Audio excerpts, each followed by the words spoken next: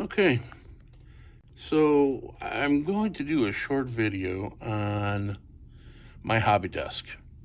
I know everybody likes to see other people's layouts, how they got stuff set up, and so I figured I might as well do one too. Full disclosure, I did clean my desk, my hobby desk area up yesterday, so it is a lot neater than it was, and I said, well, it's a good time to make that video.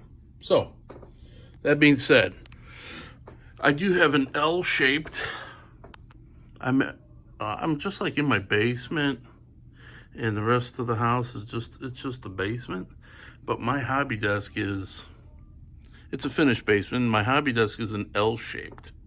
Okay, so goes there, comes back over to there.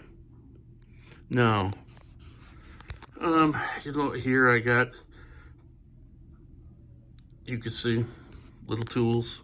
Of course, those are like mini tools that we all use for the hobby. This is where I usually set something up that I need to build, put it over here. It reminds me that I got to do it. I also use this area here to fix things like small tchotchkes or stuff around the house. Like here. Yesterday I had to super glue. This is a Christmas ornament. I had to super glue his leg back on because I dropped it. It broke off. So, this is a stand that I put together just to help me paint. This actually was a base to one of them, oh geez, what are those, the fruit things that you can get from people? A fruit bouquet thing? Yeah. So I just took the base and got my own dowel rods and put some clamps on the end, and it holds people up, and if I need to take it off, paint, that kind of stuff. It's easy to use. And I can get it out of the way. I keep it on this so I can just push it all out of the way. Also working on some fencing on there too, so. Over here I got basic stuff for scenery. I use these old containers for like lunch meat. I know it's crazy, but then I just label it with what I got in there. Those blue things with the blue lids are actually Mentos gum. So those are just mini tools right there. Just a little carousel for paintbrushes, scissors, pencils, X-Acto blades, smaller tools, tweezers, more finer stuff. And here I have a little more of the landscaping material for my train table. But I got glues up here. Those are just, all the different glues that I use. I don't go too crazy. A couple lubrication oils there. This little sandpaper dispenser with different grits. I like using that. We've all seen these. We all probably have one. The little stand with the alligator clips.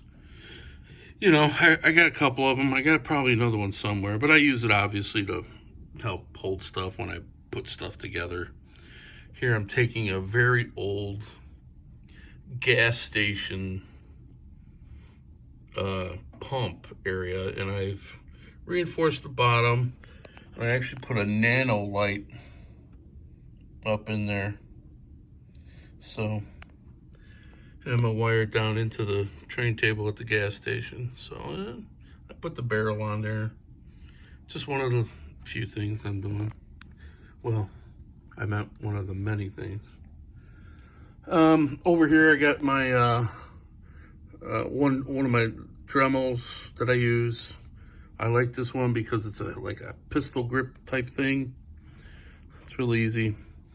I am using the Just Plug system on my layout, so I keep like a tester area over here where I could just plug things in. I've screwed it onto the board for now. This will eventually go into my table. Just a movie house. I was installing this light here.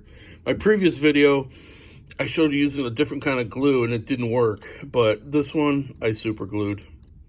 So that's how that works. Down here underneath, I have a rolling cart that I keep paints. All the acrylic paints, quite a few, probably a lot more than I really need, but I just keep gathering them. So it's a nice little cart. You could push it right back underneath, works out. Over on this shelf behind me, battery for like small drill, and I bought this Ryobi set. This has like a hot glue gun, and then it's got a solder, and it's got a little Dremel type device. So I keep that there. I keep other things that I'm working on, you know, more supplies, landscaping, even got a bag of trees I still gotta put together.